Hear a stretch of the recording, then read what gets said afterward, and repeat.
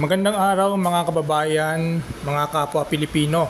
Okay, hindi na tayo magpapaligoy-ligoy pa. Pag-aaralan natin ngayon kung ano ang mga disdyusan na tinatawag.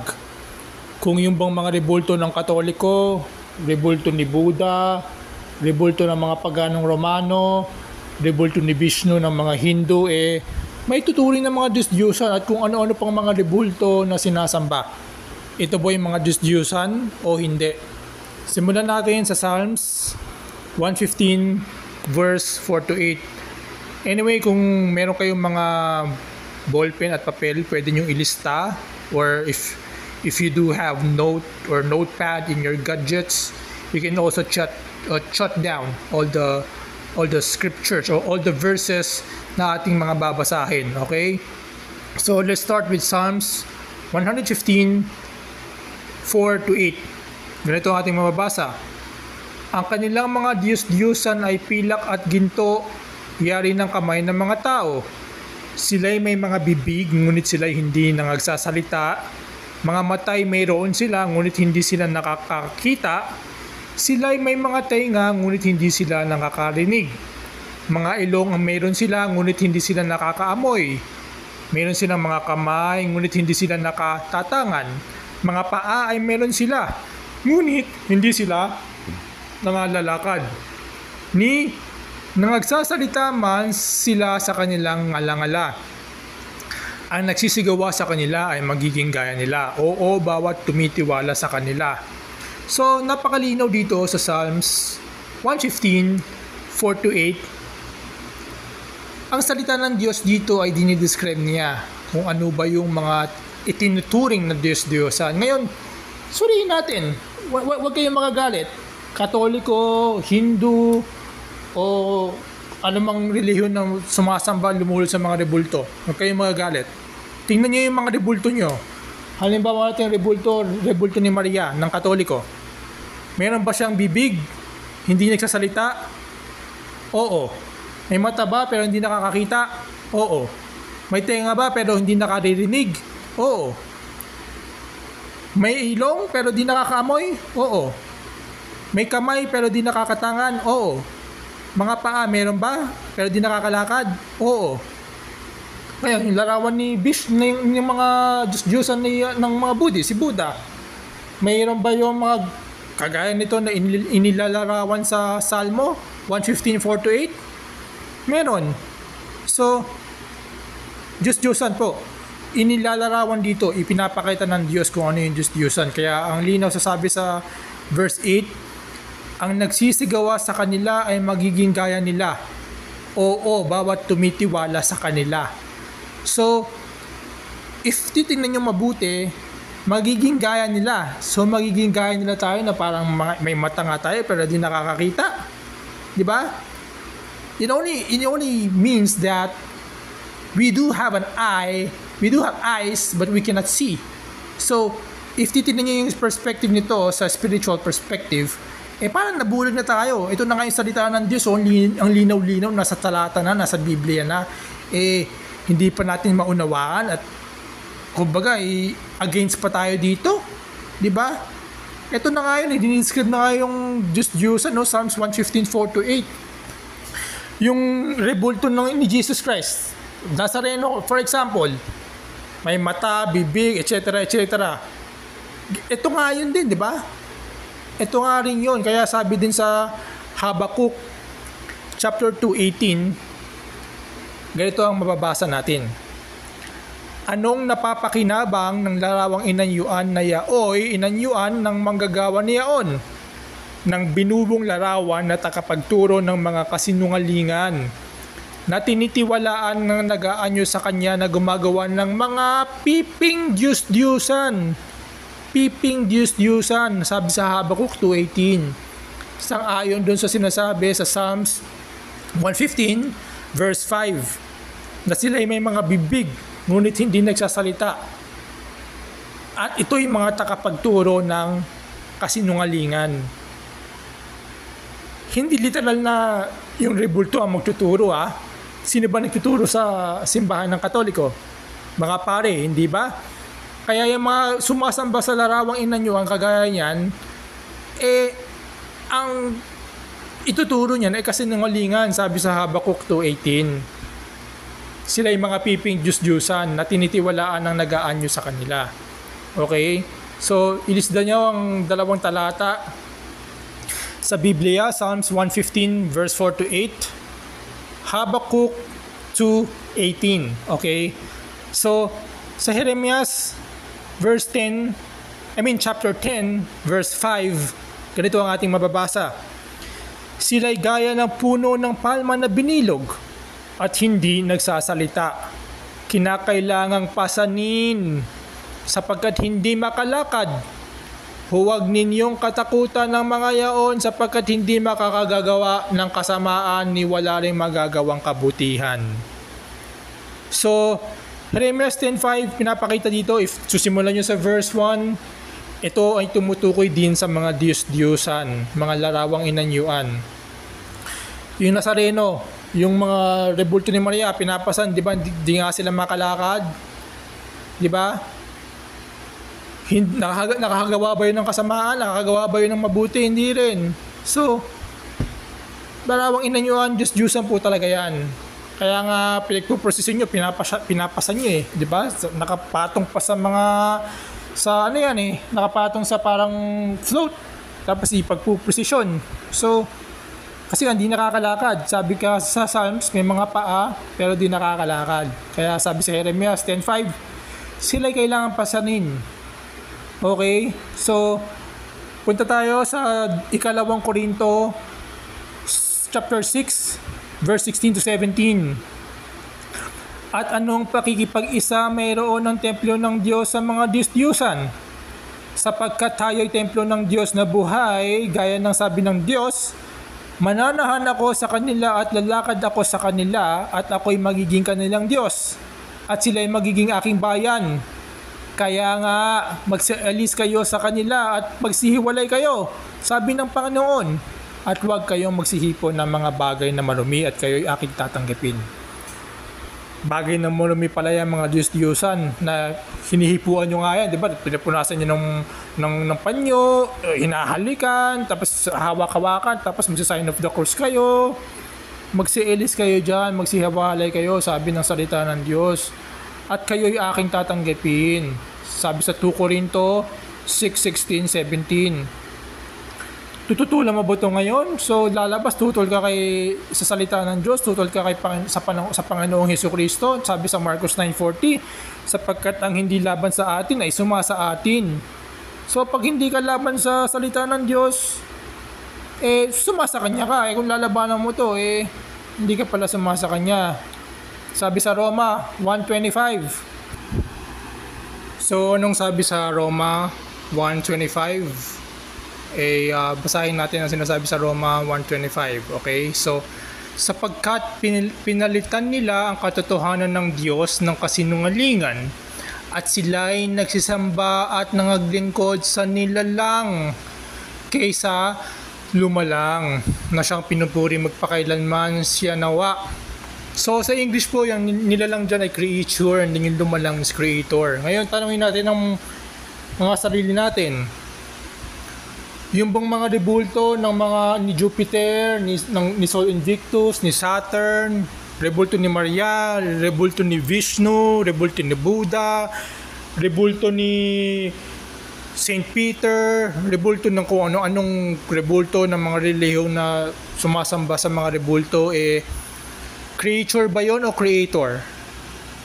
Nilalang ba yon or lumalang? Di ba nilalang yon? Di ba?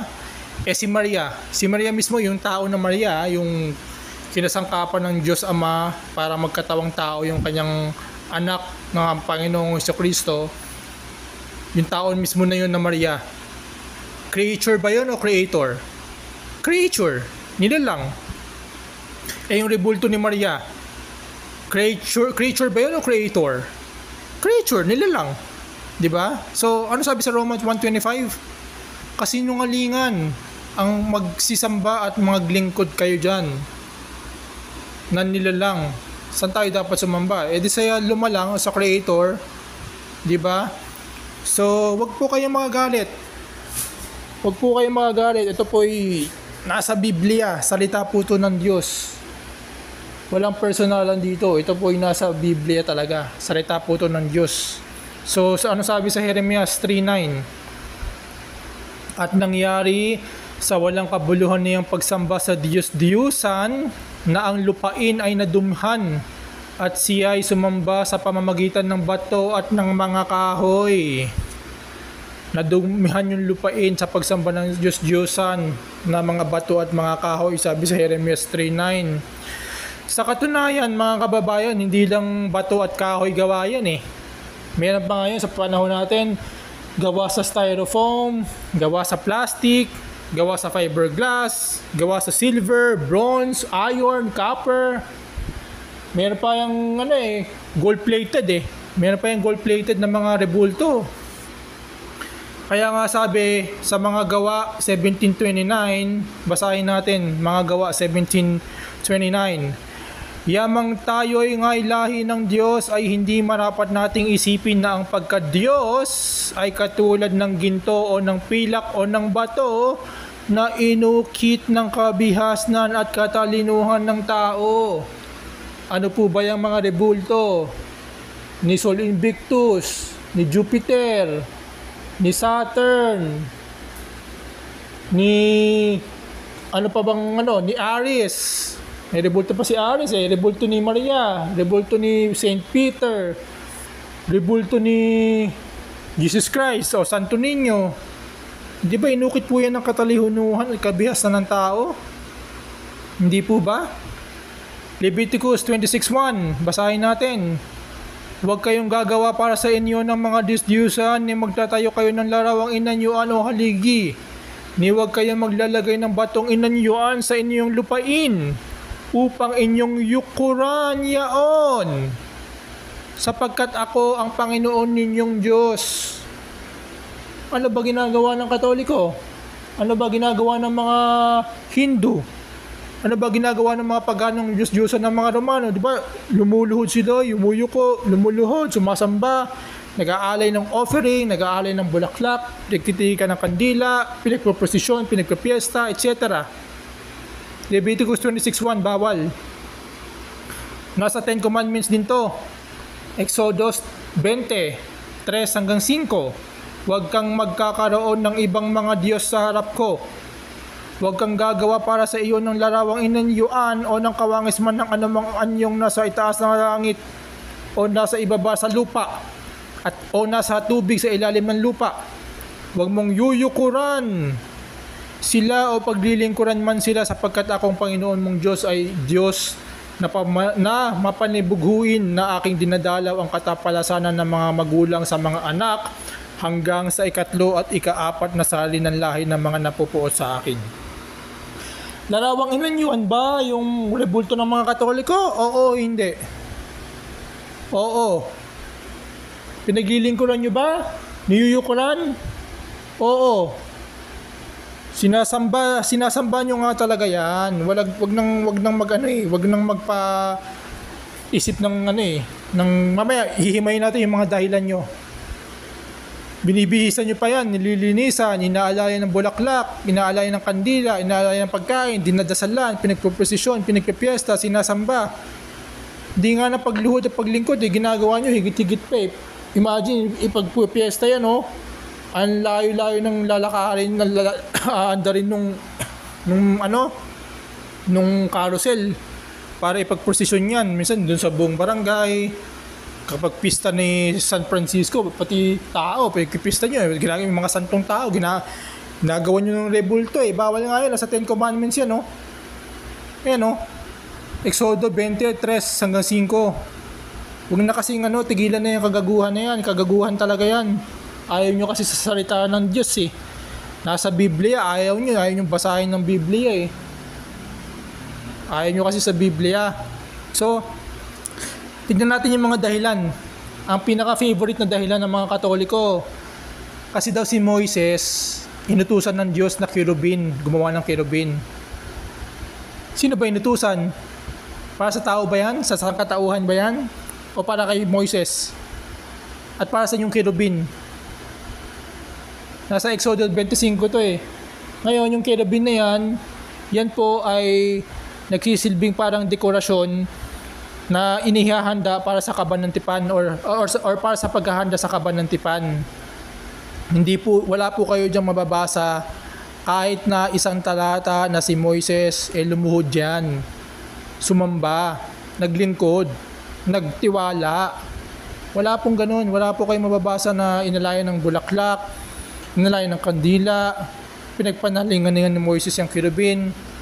Ipakita sa iyo, sa akin, ng isang talata na may mabasa kayo na yung kerubin niluhuran. Wala po talaga. Ano pa dahilan? Sa Exodo 31 daw, gumawa din daw doon ng mga larawang inanyuan daw. May mga kerubin din daw doon na niluhuran. Asan? May larawang inanyuan ba doon na mababasa kayo? Wala kayong mababasa na larawang inanyuan doon. Hindi kayo mababasa na kerubin doon niluhuran, pinagpanalinginan. Wala pong ganun. Wala po talaga kayong mababasa. Kahit tingnan pa natin ang chapter 31. Wala po doon mababasa ni isa. Kahit isa po. Wala kayong mababasa na lumuhod sila Moises doon. Wala talaga. So itong palusot na to, at saka sa katunayan yan direct na utos to ng Diyos, direct kay Moises. Kaya nga titingnan yung mga talata at sinabi ng Panginoon kay Moises sa simula ng mga talata inuutos to kay Moises hindi naman to para sa lahat So bakit yan ang idadahilan mo? Saang sentido common yan ang idadahilan mo para sabihin mo na okay lang para sa Diyos na gumawa ng larawang inanyuan tapos sambahin? Sinamba ba nila? Hindi nila sinamba yan. Hindi nila sinamba. Wala kang mababasang talata. In fact, sa Exodo chapter 32, nagalit nga yung Diyos Sumamba nga sa Diyos-Diyosan yung mga nagawa sila ng mga idols nila Yung mga tao doon na sa panahon na kasama ni Aaron Nagalit nga ang Diyos doon sa chapter 32 Tapos idadahilan daw yung Toldang Tipanan kasi doon nagpatira pa si Moises sa Toldang Tipanan. Hindi naman, wala namang kerubin doon, wala namang larawang inanyuan, wala namang rebulto sa Toldang Tipanan. Tent of meeting nga tawag nun sa English Tent of meeting yon. Nasa disyerto na nga sila doon, paano pa makakagawa si Moises ng kerubin doon, yung kerubin doon, dinala niya sa disyerto. Karga-karga niya, kasama yung mga mamamayan at kasama si Aaron. Nasa Numbers 20 yan So wala yon, hindi Toldang Tipanan, wala dong rebulto, walang kerubin, walang Diyos-Diyosan. Tsaka sa chapter 31 ng Exodo, wala ring mga larawang inanyuan doon na binanggit na niluhuran nila, sinamban nila, pinanangalanginan. So, itong number one palusot na ito ng mga Katoliko, hindi talaga siya ubra. Hindi ubra. So, ano pang idadahilan? Si Solomon naman daw kasi nagtayo ng templo, ganun daw, may mga larawang inanyuan daw dun si Solomon. Kesyo, sinamba din daw doon na saan talata mababasa? Sa 1 Mga Hari 8:54. Nagpatira pa si Solomon sa harapan ng dambana. Dambana yan, wala namang kerubin doon, wala namang larawang inanyuan doon In fact, sa buong 1 Mga Hari, wala kang mababasang gumawa sila ng mga larawang inanyuan At saka yung kerubin, wala na doon, hindi inalis na. Basahin mo sa 1 Mga Hari chapter 8 verse 9. 1 Mga Hari chapter 8 verse 9, mababasa natin doon na tanging walang anuman nandun sa kaban kundi ang 2 tapyas na bato. Chapter 8 verse 9, 1 Mga Hari chapter 8 verse 9, walang anuman. Ano ba sabihin ng walang anuman? Kahit ano kang makikita doon, wala, zero, empty. Kundi ang 2 tapyas ng bato. May kerubin ba doon? Walang anuman nga na ikaw makikita doon, kundi 2 tapyas na bato. So yung sa 8:54, 1 Mga Hari 8:54 na lumuhod nagpatira pa si Solomon sa harapan ng dambana, walang kerubin doon, walang larawang inanyuan doon, walang rebulto doon. So, nonsense po na pangangatuwiran ito. At in fact, si Solomon din, siya ang inutusan din ng Diyos Sa panahon ni David, sinabi kay David, ang magtatayo ng templo ng Diyos, kakasangkapanin ng Diyos ang anak niya na si Solomon. Si Solomon yung kapatayo ng templo ng Diyos. Utos rin yun ng Diyos eh. Para specifically kay Solomon na magtayo ng templo. At yung kerubin na nandun, parang inihilan tulad lang din niya yun na ginawa ni Moises eh. So, wala kayong mababasang talata doon na sila ay sumamba doon na nag-alay ng mga bulaklak, ng mga kandila, na nagsiluhuran sila doon, nagtiwala. Walang ganun eh. So ano pang idadahilan? Si Solomon daw sumamba sa Diyos-Diyosan. Ano nangyari? Basahin mo sa verse 9. At kung bakit ba sumamba sa Solomon sa Diyos-Diyosan? Naakit siya or na-tempt siya ng mga asawa niya na nung matanda na siya, na-tempt siya ng mga asawa niya na sumamba rin sa Diyos-Diyosan. Kaya nagpatayo siya ng parang monument ng mga idols doon, ng mga Diyos-Diyosan. Kaya sabi sa chapter 9, nagalit ang Diyos sa kanya. Nagalit ang Diyos. Kita mo yun? So idadahilan nyo na kesyo si Solomon sumamba sa Diyos-Diyosan. Diyos-Diyosan na rin gagawin nyo. Nagalit nga ang Diyos, pero kahit pa paano na kinaawaan siya ng Diyos dahil anak siya ni David, na si David daw mabuting tao, hindi sinuway yung utos ng Diyos, hindi siya pinarusahan habang nabubuhay pa siya, kundi yung parusahan na mangyayari pagkatapos niya mamatay. Di ba? Kita mo yun, nagalit ang Diyos. So hindi ubra na palusot yun eh. So ano pa bang mga dahilan? Ano pang idadahilan na pwede nilang idahilan? So, yun nasa Psalms daw, 115. May mga mata, etc. So, yung mga laruan daw, may mga mata rin daw yun, may mga bibig. So, Diyos-Diyosan na rin yun, ba yun? Sinasambo nyo ba yun? Pinagpupusisyon nyo ba yun? Inaalayan nyo ba ng bulaklak? Inaalayan nyo ba ng kandila, etc. Hindi naman, di ba? Once na ginawa mo yun, naglumuhod ka doon, nagsisamba ka doon, nanalangin ka doon, edi, Diyos-Diyosan mo na yun. For example, laruan na Iron Man. For example, stat figure ni Iron Man. Lumuhod ka doon, nanalangin ka doon, nag-alay ka ng bulaklak doon, etc. So sumamba ka na doon. So magiging Diyos-Diyosan na yun. Pero kung hindi mo naman ginagawa yun doon, hindi yun Diyos-Diyosan. So nonsense kadahilanan, nonsense palusot. Ano pa ang palusot? At dahil pagdadahilan ng mga Katoliko, keso hindi naman daw nila sinasamba yung rebulto. Ito po daw ay pinapatungkol lang nila para sa Diyos. O sige, tignan natin yung logic na yan. So, for example, may asawa ka. Yung asawa mo, pumayag na halikan ng kumpare mo. O kaya pumayag na sipingan ng kumpare mo. Pero sabi ng asawa mo, huwag ka magalit, Hana, kasi patungkol naman to sa iyo eh. Pwede ba yun? Ganun ba ang Diyos? Kailangan ba ng Diyos ng image, representation? Bawal nga niya. Sabi sa Exodo, nasa 10 Commandments, bawal nga na gumawa ng larawang inanyuhan at yuyukuran at paglilingkuran. Bawal nga. So, pagsamba yan, hindi yan patungkol lang. Pagsamba talaga yan. Ano pang idadahilan? Ginagalang lang daw? Hindi daw sinasamba? Yung nanay-tatay mo, ginagalang mo? Pinagpo-procession mo ba yung nanay-tatay mo? Inaalaya mo ng kandila, inaalaya ng bulaklak, sinisindihan ng kandila. Tapos pinagpipiesta mo, inaalaya mo ng bulaklak, nililinisan mo, binibihisan mo.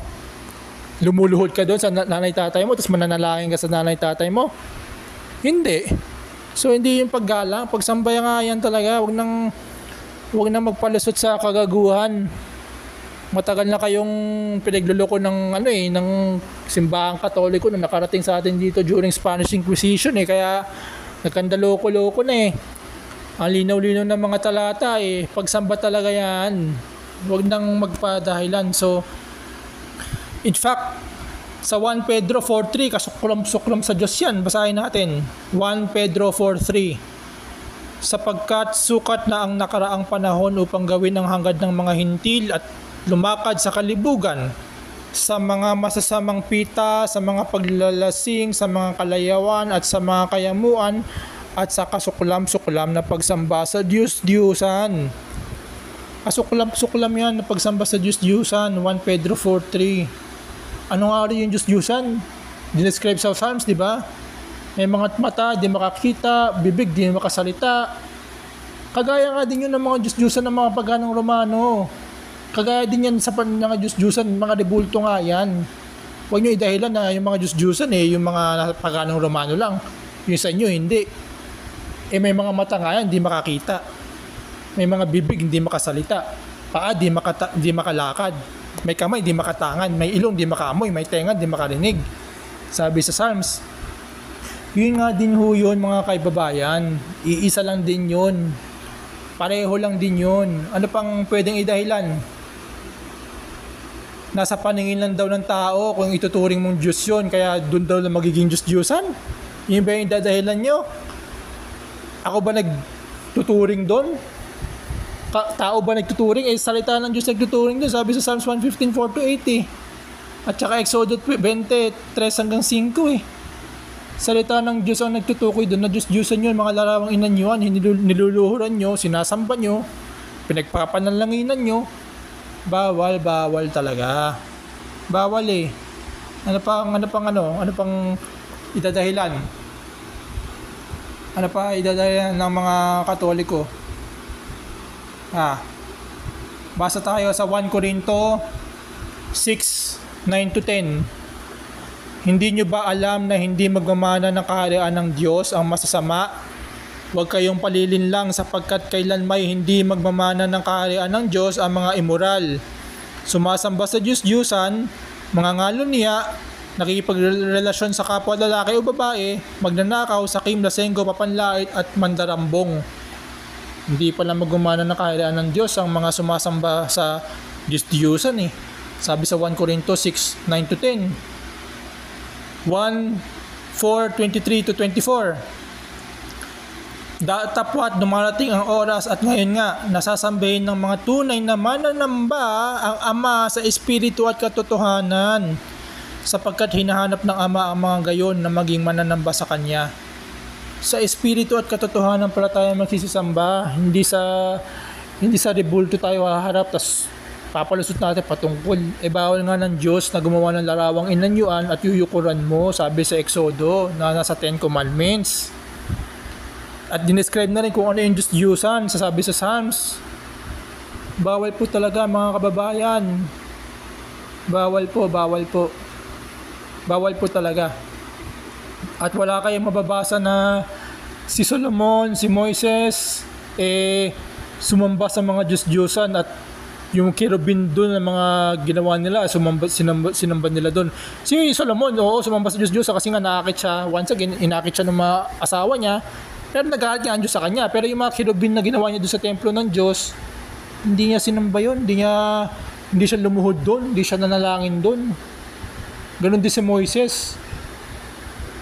At utos specifically, once again, yung kay Moises, yung kerubin na pinapagawa sa kanya ng Diyos, hindi naman yung utos para sa tao.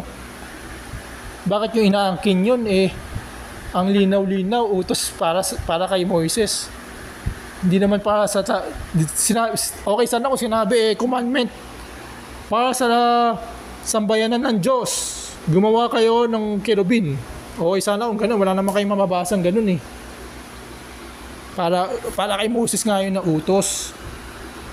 Sa katunayan yan, yung anghel nakita ni Juan nasa Revelation, sinamba niya yung anghel sinamba ni Juan yung anghel. Pero sabi ng anghel wag kang sasamba sa akin, wag kang magpapatele pa. Basahin natin. Nasa Pahayag 22:8-10. Ako ang si Juan ang nakarinig ito, nakakita ng lahat na ito, matapos kong marinig at makita ang lahat ng ito. Lumuhod ako upang sumamba sa anghel na nagpakita sa akin ng mga ito. Pero sinabi niya sa akin, wag mo akong sambahin, sapagkat katulad mo, alipin din ako ng Diyos at ng mga katulad mong propeta at ng lahat ng mga sumusunod sa mga nakasulat sa aklat na ito. Ang Diyos ang sambahin mo. Sinabi pa niya sa akin, wag mong ililihim ang mga propesiya sa aklat na ito dahil malapit na itong matupad. Nga, anghel na talaga yun Anghel na nasa langit. Ayaw pa samba si Maria pa kaya na tao? Sasambahin nyo? Gagawa nyo ng rebulto? Mismong si Maria ka sumamba sa Panginoong Hesus Kristo Ano ba naman yan mga kababayan? Itigil na natin po yan. Kagaguhan po talaga yan. Diyos-Diyosan po talaga yan. Malinaw po ang mga talatang binasa. Hindi po ito matututulan. Wala kahit ano pong palusot. Idahilan. Diyos-Diyosan po talaga yan. Diyos-Diyosan po talaga yan. Kagaya nilang statwa ni Buddha, ni Vishnu, ni Jupiter, ni Aries, ni Tammuz. Talagang mga rebulto po yan na pagano, Diyos-Diyosan po talaga yan. Bawal po ng Biblia. So, ayun po mga kababayan na napatunayan po natin. Sana po ay wala pong sasama sa inyo ng mga kalooban. In fact, yung mga, idagdag pa natin, in fact, yung mga apostol, nag-offer sa kanila ng mga bulaklak. Yung mga Kristiyano sa kanila, pero sabi ng Diyos, ang ginagawa, ba't yung ginagawa yan? Kami mga tao rin. Yung mga buhay na apostol na yun, mga buhay na mga apostol yun, ng mga panahon pa nila yun, na buhay sila. Inaalayan sila ng bulaklak. Tapos ngayon sa panahon natin, aalayan ng bulaklak yung mga rebulto. Sa bagay yung rebulto, hindi naman makasasagot eh. Anong malay ng rebulto nga naman, hindi na sila makakasagot. Kaya, malinaw po mga kababayan, Diyos-Diyosan po talaga yan. Wala po kung pwedeng idahilan, ipalusot, na kesyo ganito, kesyo ganyan. Ang linaw po ng mga talata eh.